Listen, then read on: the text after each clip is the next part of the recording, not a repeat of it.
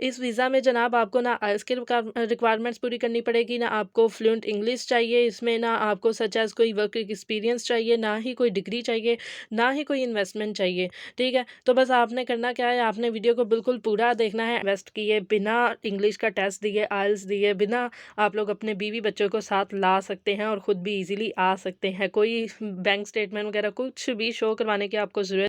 अस्सलाम वालेकुम my YouTube family, उम्मीद करती हूँ सब ठीक-ठाक होंगे। आज का टॉपिक जैसा कि आप लोगों को टाइटल से ही नज़र आ रहा है, आज हम बात करेंगे एक वीज़ा कैटेगरी जो यूके ने रिसेंटली इंट्रोड्यूस करवाई है।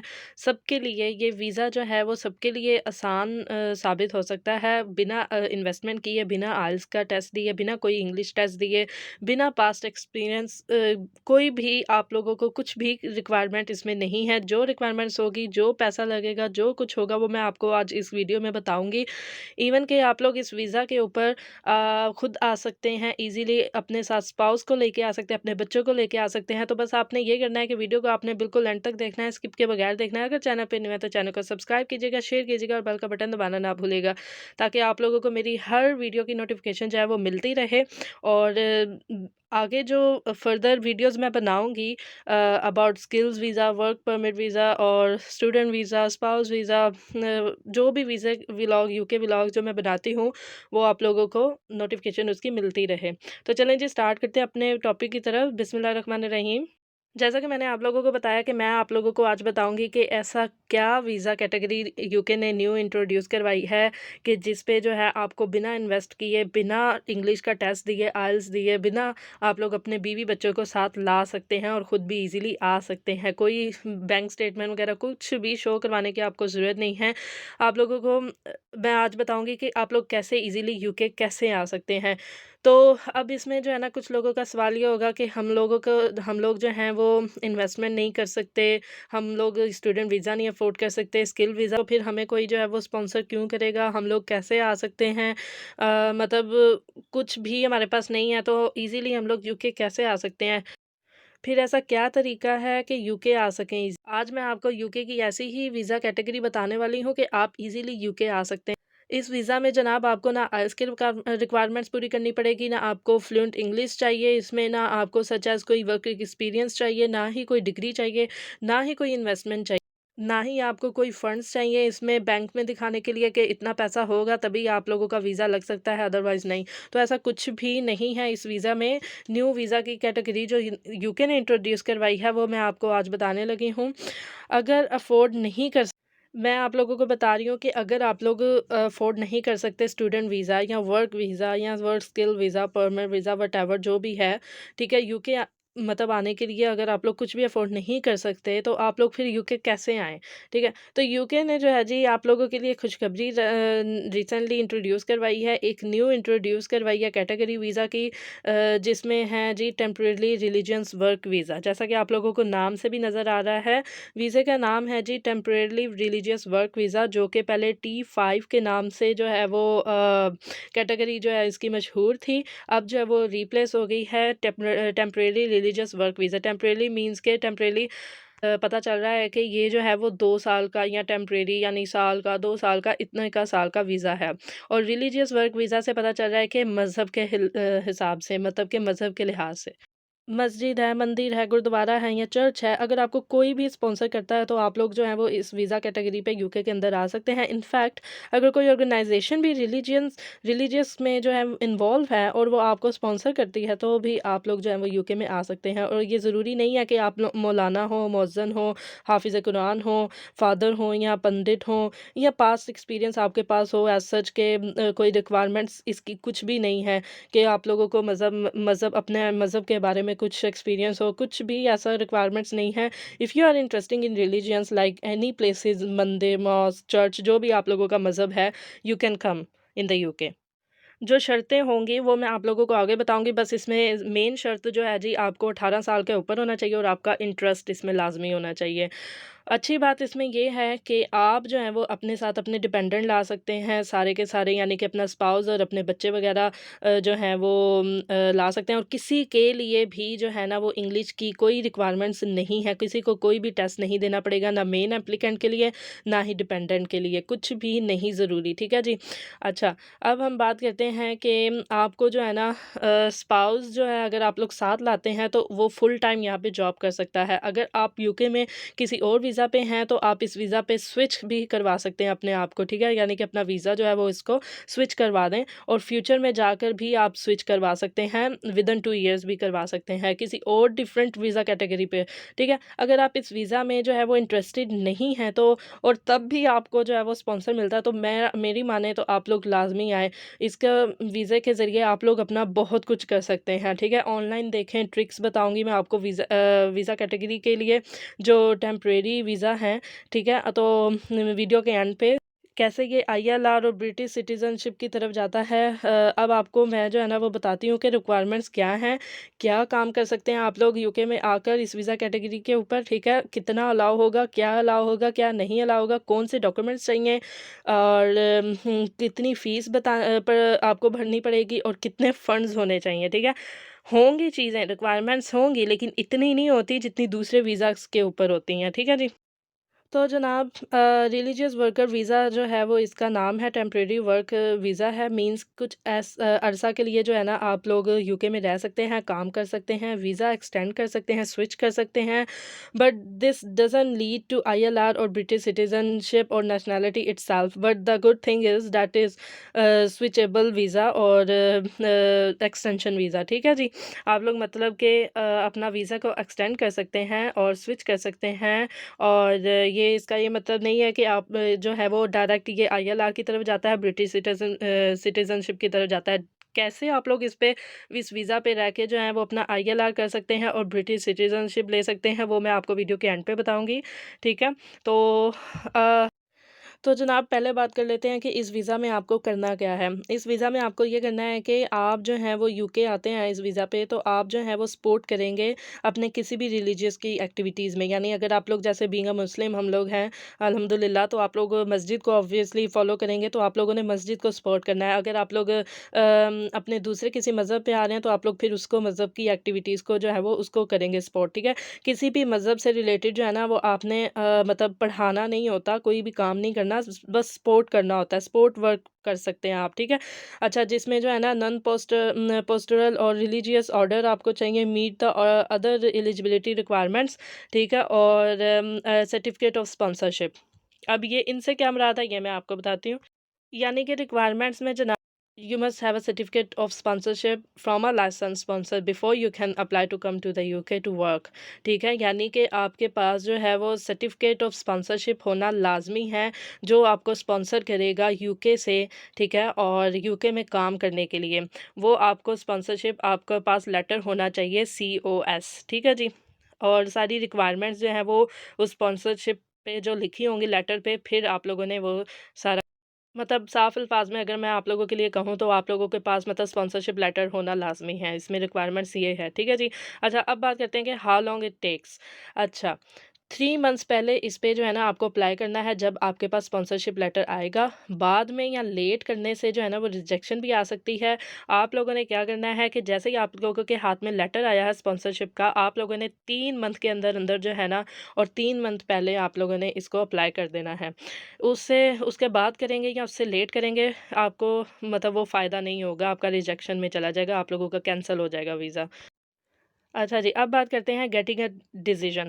अच्छा, अब गेटिंग अ डिसीजन से मुराद यानी कि 3 वीक्स में जो है ना आप लोगों को जो है ना डिसीजन मिल जाएगा, इसका रिज़ल्ट मिल जाएगा if you are outside the UK, यानी कि अगर आप लोग यूके से बाहर अप्लाई कर रहे हैं, और 8 वीक्स में मिलेगा if you are inside the UK, अगर आप लोग यूके के अंदर रह के अप्लाई कर रहे हैं, यानी कि अपना वीज़ा एक्सटेंड करवा रहे हैं या सॉरी स्विच करवा रहे हैं, तो आपको 8 वीक में इसका रिज़ल्ट मिलेगा, इसका डिसीजन 8 वीक में आएगा। अगर बाहर से करवा रहे हैं यूके के बाहर रह के, तो आपको 3 वीक में मिलेगा।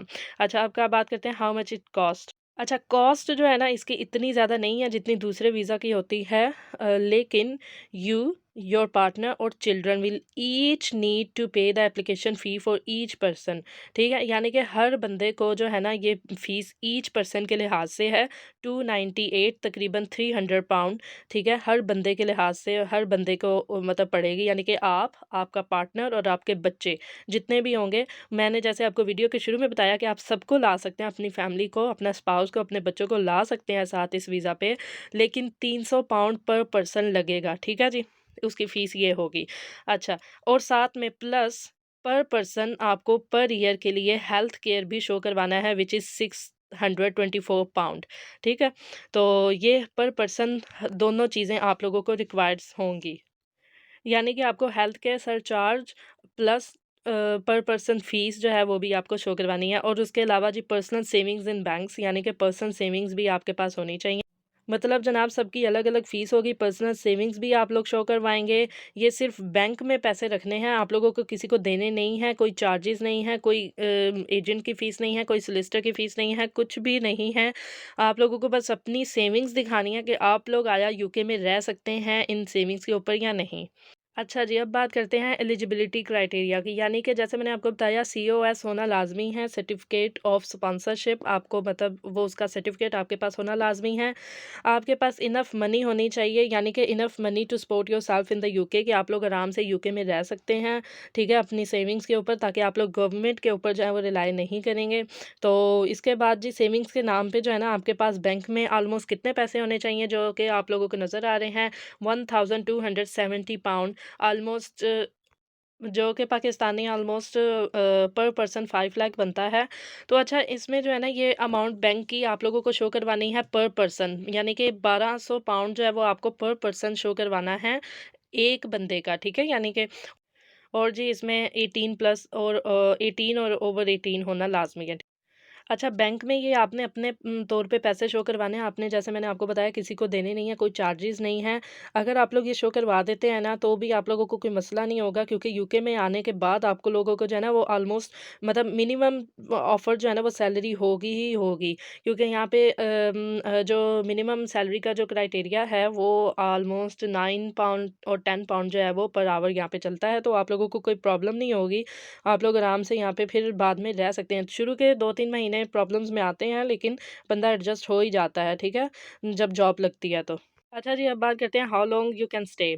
अच्छा, अप टू 24 मंथ्स और up to 28 days more than the time on your certificate of sponsorship. यानी कि आपका जो सर्टिफिकेट ऑफ स्पॉन्सरशिप है उससे 24 मंथ ऊपर और 28 दिन से ज़्यादा, यानी कि इस डिपेंड ऑन योर स्पॉन्सरशिप कि आपको उसने कितना स्पॉन्सरशिप किया है, ठीक है? तो ये आप लोगों के सर्टिफिकेट के ऊपर डिपेंड करता है, और ये जो है ना बेसिकली ये वीज़ा जो है वो 2 साल तक का होता है, वैलिड होता है। चाहे तो आप लोग 2 साल के अंदर जो है वो स्विच भी करवा सकते हैं और एक्सटेंड भी करवा सकते हैं बाद में, ठीक है? फ्यूचर में। और जी अब बात करते हैं what you can and can not do. अच्छा, ये जो क्राइटेरिया है ना व्हाट यू कैन और कैन नॉट डू, ये बहुत ज़्यादा इम्पोर्टेंट होने वाला है, गौर से सुनिएगा। इसमें जो है ना सबसे पहले आप लोगों को क्या करना है, आप लोग क्या कर सकते हैं, पहले मैं ये बताती हूँ, ठीक है? और क्या नहीं कर सकते। पहले मैं बताती हूँ क्या कर सकते हैं, स्टडी फॉर सम कोर्सेज़, यानी कि आप लोग कुछ कोर्सेज़ की जो है वो स्टडी कर सकते हैं, ठीक है? और दूसरी थिंग इसमें ये है कि अगर आपको एक मस्जिद या मंदिर ने काम मतलब ऑफ़र किया है, आप लोग उसके लिए काम कर रहे हैं, जो भी आप लोगों का रिलीजन है, ठीक है? और कोई और मस्जिद या मंदिर या चर्च जिस पे भी आप लोग आए हैं, आप लोगों को वो भी ऑफ़र करती है, तो आप लोग जो है वो 20 आवर पर वीक कर सकते हैं outside the hour of your main job, ठीक है? यानी कि 20 आवर आपकी मेन जॉब के हो गए, और 20 आवर जो हैं पर वीक आप लोग दूसरी जॉब जो जो आपको दूसरी जगह ने आपको ऑफ़र की है उसके हो गए, तो प्लस 40 आवर्स जो हैं वो पर वीक टोटल आप लोग कर सकते हैं ईज़िली आराम से। अच्छा, इसके साथ जो है वो आपका स्पाउस भी इसी तरह काम कर सकता है, जबकि उसको फुल टाइम ऑफ़र होगी, लेकिन अगर उस पे डिपेंड करता है कि वो किस किस तरह करना चाहता है, 20-20 करके करना चाहता है या फुल टाइम करना चाहता है। ठीक है जी, अच्छा। 20 आवर मेन जॉब के हो गए, 20 आवर आपकी आउटसाइड मेन जॉब हो गए, तो दोनों मिला के 40 प्लस 40 आवर जो हैं वो आप लोग कर सकते हैं। आपके पास ज़्यादा चांसेस हैं इसमें ज़्यादा पैसा बनाने के। उसके अलावा अगर आप कोई और मतलब जॉब करते हैं, ऐसी जॉब है आपकी फ़ील्ड से रिलेटेड कोई, तो आपकी समझ में आती है कि आप लोग इसको कर सकते हैं, आप लोगों को लगता है कि आपके लिए ईज़ी मतलब रह सकती है, तो आप लोग उस पे भी 20 आवर कर सकते हैं। ये इसका क्राइटेरिया है कि आप लोग ये कर सकते हैं, ठीक है, इस वीज़ा पर। और पब्लिक फंड्स जो है ना, इसमें आप लोगों का सेस नहीं है, आप लोग पब्लिक फंड्स नहीं ले सकते। लेकिन आप लोग जो हैं वो 20-20 आवर्स की जो है ना 40 आवर्स की जॉब जो है वो कर सकते हैं, दोनों के दोनों, स्पाउस भी आपका। अच्छा जी, अब बात कर लेते हैं डॉक्यूमेंट्स यू मस्ट प्रोवाइड। अब ऐसे कौन से डॉक्यूमेंट्स हैं जो आप लोगों को प्रोवाइड करने हैं? जैसा कि मैंने आपको बताया, सीओएस तो लाज़मी लगेगा, valid passport, other document that shows your identity and nationality, enough personal savings to support yourself in the UK, proof of relationship with your spouse and children, उनका बर्थ सर्टिफिकेट और मैरिज सर्टिफिकेट, टीबी टेस्ट लगेगा, ठीक है जी, और कि negative है ये। अब जी हमारे व्लॉग का आखिरी टॉपिक के ऊपर बात करते हैं कि हाउ टू फाइंड स्पॉन्सर। अब सबका क्वेश्चन यही होगा कि सारा कुछ तो हमें पता चल गया है, लेकिन स्पॉन्सर को कैसे फाइंड करें यूके में मतलब यूके में रहकर या यूके से बाहर रहकर, ठीक है। तो मैं आपको यही बताने लगी हूँ कि how to find the sponsor. अच्छा, अब जो है ना आपने गौर से सुनना है इसको भी। स्पॉन्सर ऐसे कैसे सर्च करें कि हम लोगों को ईज़िली मिल जाए। अच्छा, स्पॉन्सर आपने ऐसे सर्च करना है कि जॉब्स जो हैं वो आप लोगों को ऑफ़र करे, आप लोगों को ईज़िली जो है वो मतलब यूके में रहकर या यूके से बाहर रहकर जो है वो इस वीज़ा पर आप लोगों को जॉब्स मिल जाएँ। सिंपल 2 चीज़ें हैं, गूगल पे जाके एक तो लिखें आप, जितनी भी रिलीजन से रिलेटेड जॉब्स होंगी वो टेम्परेरी वर्क वीज़ा के लिहाज से वो आप लोगों को यहाँ पे रिलीजियस के हवाले से मिल जाएँगी। आप लोग उन पे अप्लाई करें, उनकी क्राइटेरिया देखें सारे का सारा और उस पे अप्लाई कर दें। दूसरी थिंग है इसमें अप्लाई करने की, स्पॉन्सर को ढूँढने की, companiesjobs.co.uk की वेबसाइट पे जाएँ। जितनी भी स्पॉन्सरशिप्स की जॉब्स होंगी वो सर्च करें। कीवर्ड्स में आप लोगों ने एक लिखना है जी रिलीजियस वर्क, और सेलेक्ट कैटेगरी में आप लोगों ने रिलीजन करना है, ठीक है। तो जो भी आप लोगों का रिलीजियस होगा, जिस पे भी आप लोग करना चाहते हैं, वो आप लोगों ने अप्लाई करना है उस पे। कोई एजेंट की फ़ीस नहीं है, कोई सपोर्ट नहीं है, किसी चीज़ की आपको ज़रूरत नहीं है। गूगल पे सिंपल जाकर जो है वो ऑनलाइन लिखें रिलीजियस वर्क वीज़ा के लिए, और उसकी जो है वो जॉब्स को अप्लाई करें। जैसा मैंने आप लोगों को बताया वीडियो के शुरू में कि ये डायरेक्टली पीआर की तरफ नहीं जाती, यानी कि आप लोग जो हैं वो डायरेक्टली इसको आईएलआर को, ब्रिटिश सिटीज़नशिप को या नेशनैलिटी को अप्लाई नहीं कर सकते। हाँ, इनडायरेक्टली आप लोग कर सकते हैं। अब इनडायरेक्टली आप लोग कैसे कर सकते हैं, यानी कि आपका जो स्पाउस है वो फुल टाइम यूके में जॉब कर सकता है, ठीक है, जैसे मैंने आपको बताया। और आप अपने स्पाउस के बेस पे जो है ना वो स्विच करवा सकते हैं किसी और वीज़ा पे।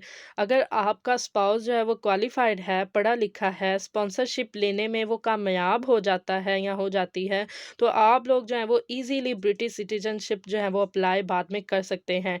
क्योंकि जिसके पास भी एक्सपीरियंस होता है, क्वालिफ़िकेशन होती है जनाब, यूके में उसे जॉब मिल ही जाती है। थोड़ी-सी स्ट्रगल होती है लेकिन मिल जाती है। तो आप लोग जो हैं वो अपने स्पाउस के ऊपर रहकर जो है ना मतलब इनडायरेक्टली आईएलआर की तरफ जा सकते हैं, डायरेक्टली नहीं जा सकते। तो ये थी जी सारी की सारी आज की वीडियो। उम्मीद करती हूँ आप लोगों को आज का व्लॉग जो है वो पसंद आया होगा। ये 2 जो मेन कैटेगरीज़ हैं, आप लोगों ने इनके ऊपर जाके सिंपल सर्च करना है, और आप लोगों को मैं डिस्क्रिप्शन में जो है वो लिंक मेंशन कर दूँगी कि जॉब्स फाइंड करने के बाद कौन-सी वेबसाइट है कि हम लोग उस पे अप्लाई करें। फिर मैं आप लोगों को उसका लिंक सेंड कर दूँगी, gov.uk की वेबसाइट है, आप लोग उस पे जाके अप्लाई कर सकते हैं। कंटेंट अच्छा लगा हो, वीडियो पसंद आई हो तो लाइक, शेयर, कमेंट करना ना भूलिएगा। अपना और अपने प्यारों का बहुत सारा ख्याल रखिएगा, दुआओं में याद रखिएगा। मैं आऊँगी इंशाअल्लाह ताला अपनी नेक्स्ट वीडियो के साथ, अपने नेक्स्ट व्लॉग के साथ। तब तक के लिए जनाब मुझे दें इजाज़त। अल्लाह हाफ़िज़।